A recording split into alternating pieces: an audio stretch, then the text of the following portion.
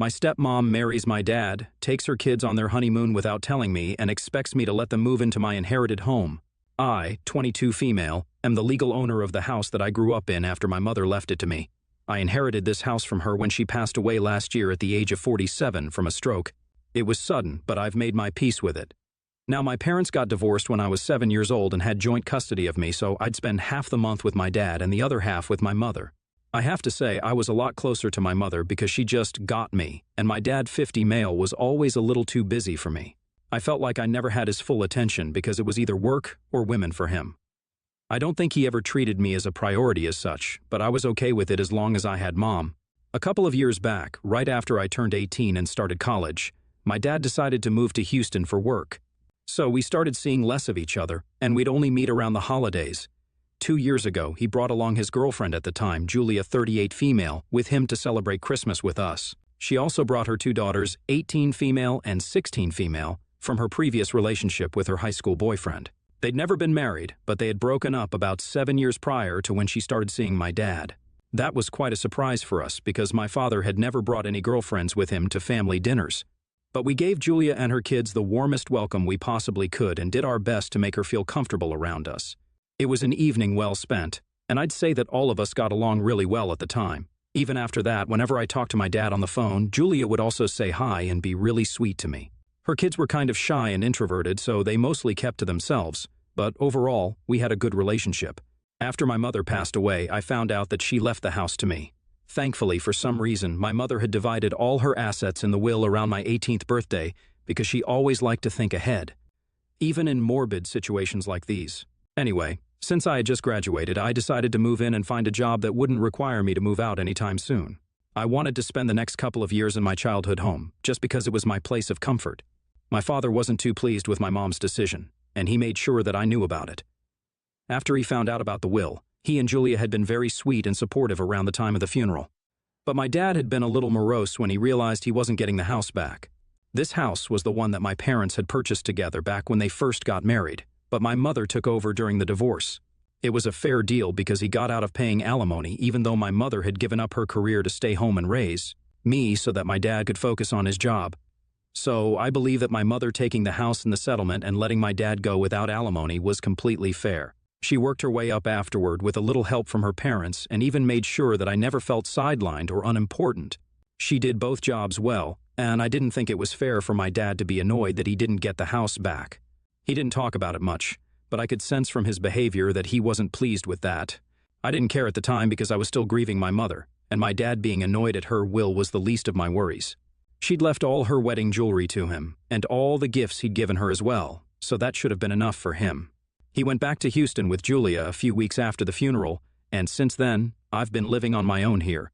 However, about 6 months ago, my dad told me that he was now engaged to Julia and he wanted to get married where his home was.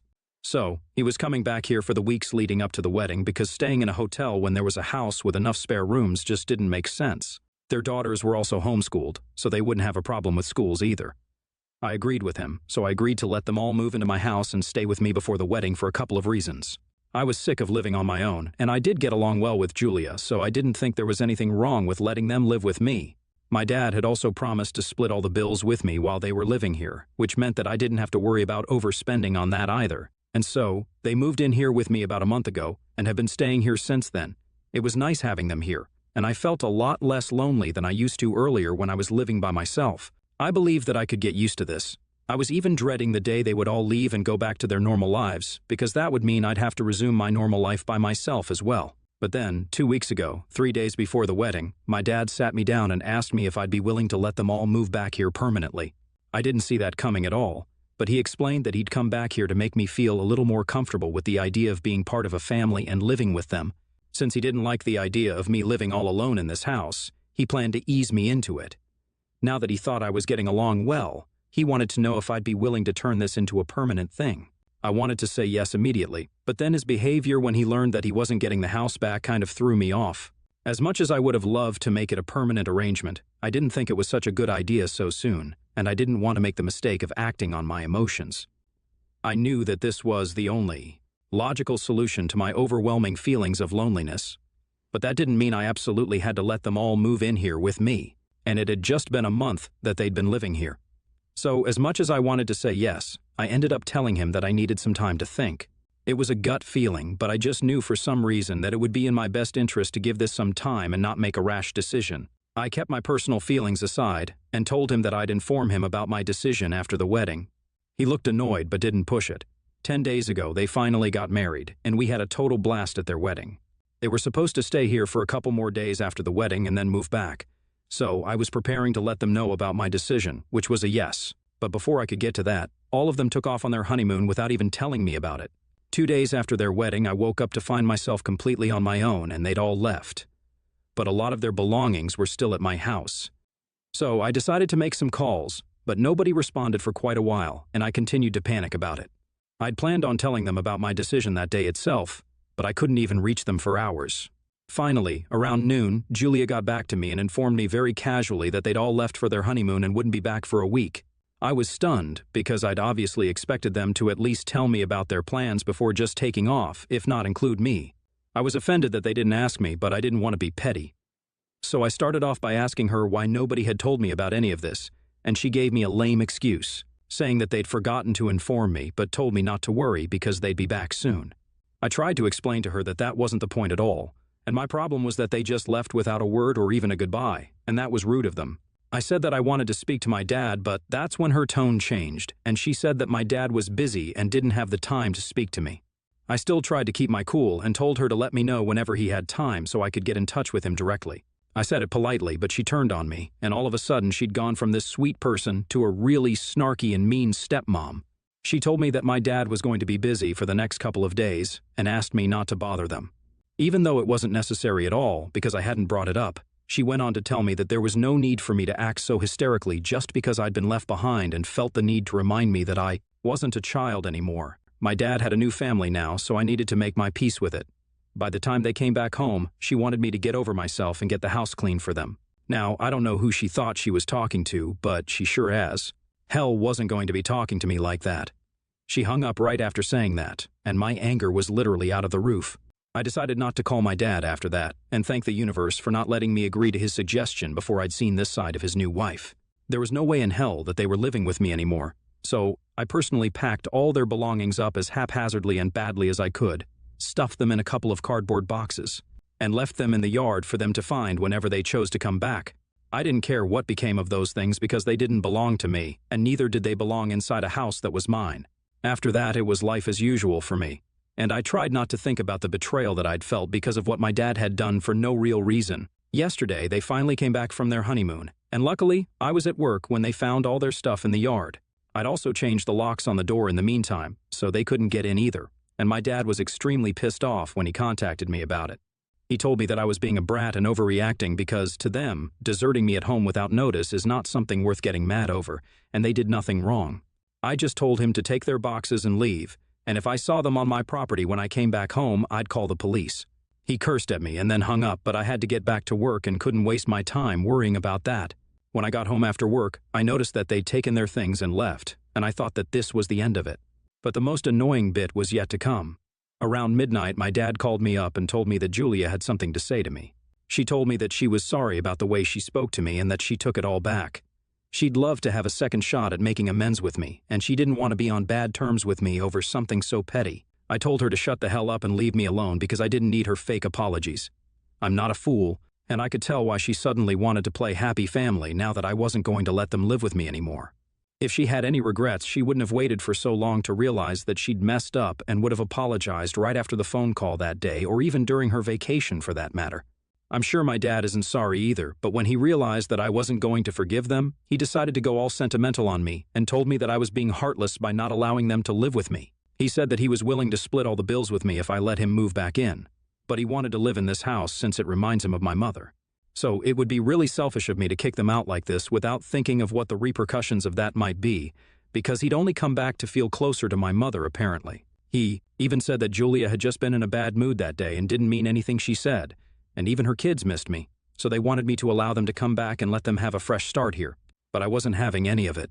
I'd always known that my dad had his eye on this house ever since the divorce, and now that I'd seen this side of Julia, I didn't want to risk anything. So I told him that they could go back home because I wasn't changing my mind. Then, out of nowhere, my dad started bawling his eyes out on the phone and accused me of being the most selfish daughter ever because I couldn't even let him live in the house he'd spent the happiest days of his life in over a silly little disagreement that I'd had with Julia, and because they hadn't taken me with them on their honeymoon. Which wasn't even the whole reason. He said that I was being petty and mean and that my mother would hate this ugly side of mine. ITA for not letting my dad and his new family move back in with me after his new wife was rude to me and they didn't ask me to. Accompany them on their honeymoon vacation? Update 1. The comments on my original post were definitely a reality check. I don't think some of you all needed to be that rude about it, but I get the point everyone was trying to make. For the most part, I stuck to my decision and didn't let my dad move back in because, very frankly, he just doesn't deserve it. He's been nothing but awful to me so far, and I don't need any more of that in my life. It was nice while it lasted because both he and Julia were very sweet to me initially. But once I told my dad that I still needed time to think, their real colors started to show. They probably ran out of patience and thought that they could intimidate me into letting them live with me, but unfortunately, I'm not that weak. I'd rather be lonely than end up spending my time with the wrong people. I shouldn't have let them come here at all because his reaction when he learned that the house's ownership had been transferred to me and not him should have been enough for me to realize how materialistic and selfish people can be when it comes down to it. As for Julia, I'm glad that she chose to pick a nonsensical fight with me and ended up messing things up for herself on a grand scale. Because had she not said that, we would have all been a happy family now, or I guess we could have been. But that will never happen because I'm not falling for their fake behavior again. I was lonely, I missed my mom, and all my grandparents had passed on already. So, I needed a family to be my support system, but these people are definitely not up for that job, and I'm relieved I realized that before it was too late. It's been a couple of days since they left, but my dad's been calling me regularly and keeps texting me because I'm not answering his calls. He thinks that I should at least give them one last chance at fixing things, but they don't deserve it. They blew their one chance, and if I give them another one, I'm sure they'll blow it too. And that will backfire on me more than anyone else. So, it doesn't make sense to take that risk. I feel bad that I'm treating my dad like this, but there's not much I can do in such a situation. You reap what you sow, and in his case, he never bothered to put in much of an effort with me. So he doesn't get to complain when he realizes that I'm not going to make life decisions based around him and his feelings, because he never did that for me. Update 2. So, apparently my dad's not just insistent, but he's pretty desperate to move in. Guess why? Because he didn't take a break from his job like he'd claimed to. He'd been fired a couple of months ago before his wedding and had been living off of his savings so far, which was plenty. But now, after an extravagant wedding and a lavish honeymoon, he'd finally told Julia that they couldn't afford to go back once again and try their luck in Houston because he wouldn't be able to afford rent there. Julia had quit her job to be a stay-at-home mom after she met my dad, so she couldn't help. So now they needed to find a place here, and my dad had just assumed that I'd let them live with me. Julia had no idea about any of this until he told her the truth, which is why she even bothered to apologize. So I was right about her not having any real regrets about her behavior. She's as fake as it gets, but that's the kind of wife my dad deserves anyway. He contacted me today and requested me to let them move in just a couple of days until he's able to find a proper job that pays well enough for him to be able to afford to move out. But I told him that I was going to do no such thing. They'd been nasty to me, and I didn't need that kind of negativity around me. He's a grown man. He should have known that if he didn't have a job, then he shouldn't have had such an expensive wedding followed by an equally fancy honeymoon. I understand the need to show that you're wealthy, but that's only for people who can actually afford it, and not for men with a stay-at-home wife and 2 teenage stepdaughters. He was well aware of his responsibilities, but he chose to ignore them, and that is not my fault, and I refuse to feel guilty for putting myself above him. They can sort things out for themselves because none of this is my problem anymore. I texted him back and told him the same things that I said here, but I tried to be a little more polite than I was here because I didn't want to come off as someone who was mocking him or whatever. But he chose to take it as a mockery of what he was going through and told me that I'd have to suffer for what I was doing to him. I don't know what to say to that, so I didn't respond to him because no matter what I say at this point, he's going to find a way to turn it around on me and blame me for it. So, it's better to just not say anything and let him wallow in his misery. It's hardly my problem now. Update 3. My dad decided to leave the city today, but why would he ever leave without letting me know what a huge letdown I am as a daughter? He could have left silently, but he is who he is, and so is his wife, so they chose to make a whole thing of it. I last spoke to him about 3 weeks ago, but I didn't check up on him after that, and neither did he bother to reach out to me. But today, he and Julia both sent me texts saying that they were delighted to inform me that Julia's ex-boyfriend had decided to sponsor their trip back home and was even going to let them all back because he'd suddenly realized that he needed to see his daughters too. Julia had full custody of her daughters, and her ex did pay child support, but he was always a little too busy to make time for his kids. He'd waited long enough for Julia and my dad to sort their situation out on their own, but when he realized that they were useless, he offered to clean up their mess himself, which is great for his daughters, I guess. At least some dads do step up, even if it's too late. They didn't tell me all of this, but I know this could have been the only possible explanation because they did post a picture of their daughters a couple of hours ago, captioning it with a Lucky Charms and a 4-leaf clover sticker. So I'm smart enough to know what the real story behind Julia's ex's sudden epiphany might be and why he's funding their trip back home. I don't understand why exactly he'd sponsor all their flight tickets, but I think Julia's manipulation and stubbornness might have had something to do with that. I know for sure she does have that streak. I've seen it firsthand in the past. I don't know exactly what went down, but I'm just relieved that they're leaving, and this is the last I'll have to see of them. I've also realized how easy I had it after I went through some stories that people shared here about their crazy families. Rest assured, my dad is a little too worried about his reputation to even try and harm me in any way whatsoever because he knows I'm not going to hesitate in calling the cops on him, even if he does. I have enough training to know how to defend myself, so there's no need for me to worry. And now that they're leaving, there's even less of a reason for me to even think about them at all, so yay for me, I guess. I still do feel a little lonely sometimes, but instead of hoping about it, I now go to my friends instead because I think that's a better route to take when it comes to things like these. I completely shut everyone out after my mom passed away, and I hadn't even realized how alone I'd become until I read the comments here. It's going to take a while, but I'm going to try and make the best of my life now because I do have a stable job, I make a decent income, and I have my own house, which is not something a lot of people my age have, and I'm really grateful to my mom for it. I have great friends who care about me, and honestly, what more does a person need? If I get into trouble again, I'll just come back here, and I'm sure the wonderful people of Reddit are going to bail me out once again.